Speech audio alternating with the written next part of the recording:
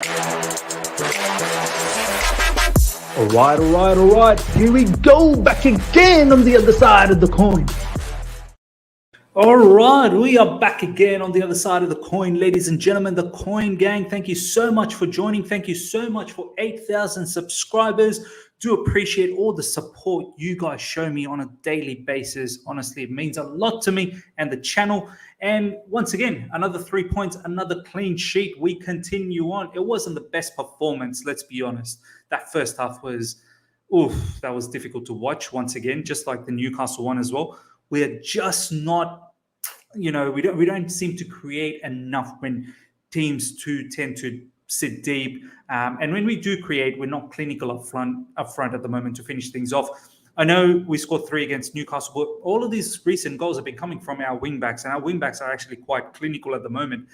Besides the Norwich game as well, that 7-0 pacing that we gave them, that for me was just an anomaly. But when you look at the entire season, this has been more or less the theme of the season, where we're not creating for fun. Do you know what I mean? And we'll get into this particular match because Kai Havertz had a couple of chances where I feel like he should have buried it.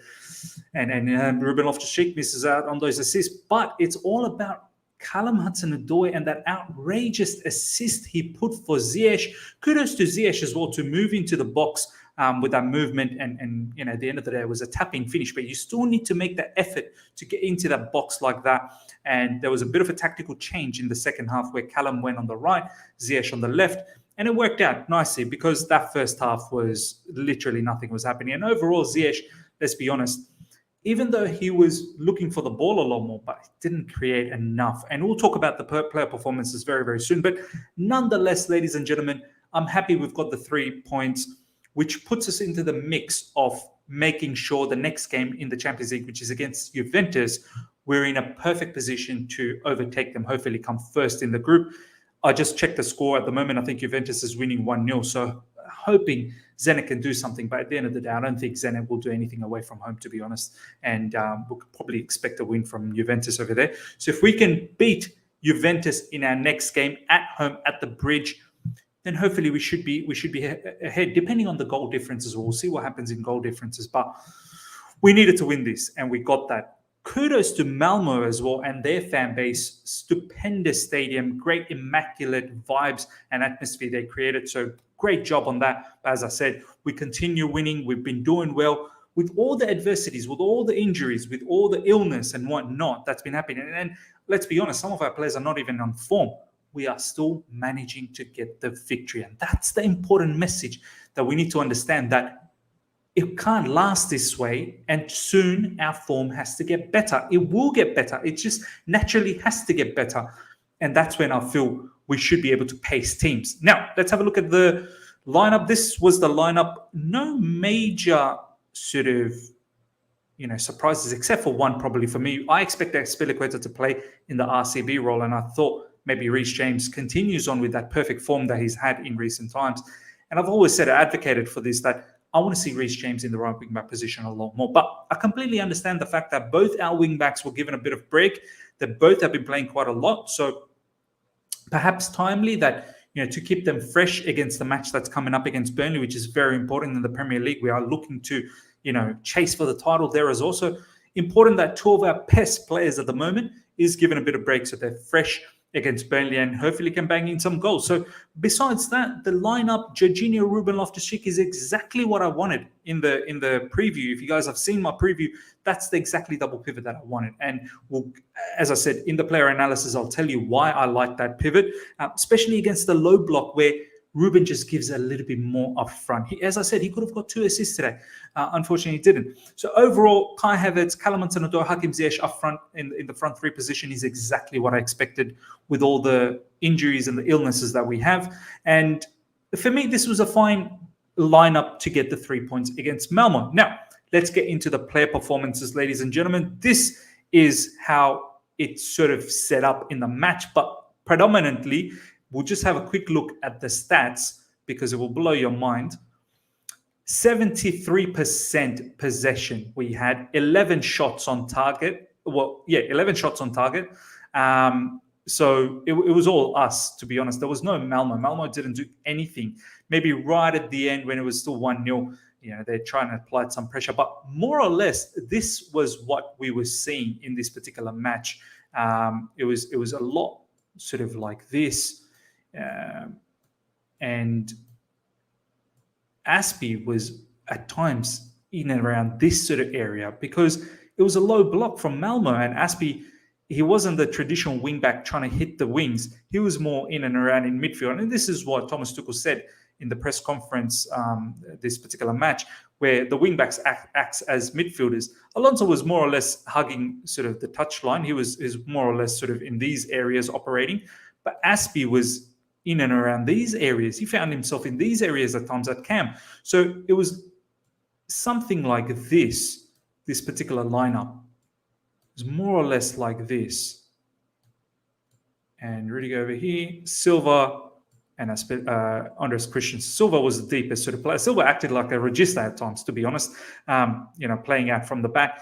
Rudiger, at times, once again, found himself in these sort of areas, but more or less in this sort of, that's where he mostly operated, in that particular area. Christensen was in this sort of area. And pretty much we basically just boxed them in. Malmo was boxed in that particular, in their final third. This is how the match was going more or less the entire time. Now, let's get into some player analysis. Mendy, honestly, was a spectator that whole match. Didn't really have anything to do. I can't even remember a single save he had to make. Just regulation, catch the ball kind of stuff. So not much from Mendy. He's been a spectator since Brentford. Silva, Rudiger, and Andres Christensen, solid once again defensively, covered everything, flawless to be honest. Can't really remember a single moment where they were bad or they had an error. Once again, Malmo, anything they threw at us, which was limited anyway, Rudiger, Silva, and Christensen were just too good for them, to be honest. Jorginho controlled the midfield. He was making sure that whenever we had the ball, it was recycled brilliantly, perfectly, so that Malmo had no chance, no sniff of an opportunity in that midfield, and he played his role nicely. Nothing outrageous, nothing spectacular, but everything that is necessary to make sure we control the match. Alonso for me, and similarly with Azpilicueta, nothing out of the ordinary, nothing extraordinary, but they put in a shift. It was decent. Alonso was up and down in these sort of areas, found himself in here at times, whipping in the crosses, but none of the crosses were really sticking in. There was one time where he found himself inside the box and he took a shot, but it was saved. Azpilicueta, as I said, found himself in dangerous locations, sometimes edge of the box over here, and these areas, and he was really just a midfielder. And this is where I started to question, if we're going to be playing in this manner against a low block team, could we have not used someone else? Maybe I don't know, maybe a Saul, maybe a Ruben, maybe a Ross Barkley. I don't know. Could we have utilized them? Because he wasn't playing as a natural right wing back, and it wasn't as if he needed to sprint back because there was rapid counters from Malmo. So he was playing as a midfielder. So was there a need? And that's a question. I mean, I'm all happy that he started, but I would have liked him to start where Andres Christensen was over here, because I feel like from here, he can whip in the crosses from deep and provide us something different. Not to say Christensen had a bad game. Christensen definitely had a good game, but it just makes me think, well, forget about the position name, right, wing back. Think about the role. That role was of a midfielder. So was that really necessary? Up front, Callum Hudson-Odoi. Look, first half, I don't think anyone had a very good game, but second half, at least Callum, that outrageous assist from this sort of position where Havertz put the ball through from here. He slips in the ball through here, and Callum finds himself in a tasty position. And the best thing about Callum was he delivered the cross first time, absolutely ripped through the defense and the goalkeeper and put it on the plate for Ziyech. And kudos to Ziyech to make that run from here and into the box. You do need to make an effort to go in. And I'm not saying he had a fantastic game, Ziyech. He scored the goal, brilliant. But overall, I don't think Ziyech had an overall a very, very good game. Still got dispossessed, still missed time passes. The thing I will say about Ziyech, though, ladies and gentlemen, he did show up for the ball a lot more. Whereas Callum in the first half, I wanted him to show up for the ball a lot more. Even though every time Callum did show up for the ball, he was fine. He wasn't dispossessed, but he didn't show up for the ball enough. I wanted him to exert himself into the match, really take on the defenders, and especially in the first half. Obviously, in the second half, that outrageous assist opened things up. Ziyech, for me, great goal. Thank you so much for the goal, Ziyech. And I hope he can carry on from this. I don't know whether he will start against Burnley, whether Mount comes back. We'll see. But at least he gets himself that goal. But overall, I don't think he had a very good game. We have to be very honest. Havertz, for me, ladies and gentlemen, missed 2 chances. You can probably say the second one was a good save, perhaps, but still 1v1, you have to put them away. I feel like he doesn't smash the ball. He's too elegant with his finishes at times, and sometimes you don't need that elegance, my man. You just need to smash it, find a spot, go for it, hit it hard, and just finish it off. Ruben Loftus-Cheek, I feel sorry. He missed 2 of these chances for him. 2 assists was missed for Ruben Loftus-Cheek, and this is what I mean. His game would have looked amazing. And for me, it's still amazing for Ruben Loftus-Cheek. He was imperious in that midfield. Robust runs, so physical. Passing was sensational, especially those 2 passes for Havertz. First one, I think he slid in Havertz into that sort of area. Brilliant pass from here. He slid in Havertz. And Havertz should have done better to finish that off. And then second half as well. Similarly, he passed from here. Once again, Havertz was 1v1. Couldn't finish. And this is what I have to say with Havertz now, that you're getting game time, other players are injured, you have to take the opportunity.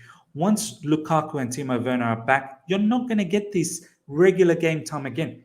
And how can we vouch for you to start when those guys are back if you're not performing, if you're not putting your chances away? Champions League line, you need to put those chances away. I don't think Havertz was good enough. For me, Ruben Loftus-Cheek was the man of the match. Pulisic, when he came on, looked actually very good. His movement was sharp. Pass, move, one-touch passes, move. I liked what I saw. It would have been unbelievable had he got that goal right at the end. I don't know whether it was offside. Do comment whether it was offside or not. I'm still not sure if it was offside, but I would have been absolutely off my mind had he scored that. He did everything right besides finishing it. But he looked zippy, and I want to see more minutes for him against Burnley. Ross Barkley, to be honest, I didn't really notice him too much, but it is what it is. He gets some game time. I'm very surprised that Saul didn't get any game time in this particular match. He could have even come on for Ruben Loftus-Cheek right at the end, perhaps, to get 5-10 minutes, at the end of the match. So it's a bit surprising. Makes me think, well, where's Saul's future going to be? If he can't get game time now, with Kante and Kovacic injured, well, what's going to happen once they're back? So it's something to think about. Let's have a look at what our Chelsea admin has been doing. Look at this guy. He's been absolutely on fire, our admin. He's been retweeting, he or she, whoever it is, been retweeting Mendy clean sheet standard for like the past God knows how long. We've just been banging in clean sheets after clean sheets after clean sheets. We have to be one of the best in Europe right now in terms of how solid our defense is. Honestly, Gary Neville is in the mud 100%. This is what I did. I went with Ruben Loftus-Cheek as my man of the match. Let me know who your man of the match was, ladies and gentlemen. For me, it was Ruben Loftus-Cheek. He was imperious in midfield. And here are some pictures. I mean, it's just amazing. The vibes in the team is looking excellent. We are building something big. Hopefully we can go far in the Champions League as well. 500 European goals. Wow, this is incredible. Look at that picture of Frank Lampard right up front. Didier Drogba, Zola, Hazard. I mean, it's just incredible, to be honest. How may I assist you? That assist, ladies and gentlemen, that was a fine assist from Callum Hudson-Odoi. That deserves a like and a comment as well.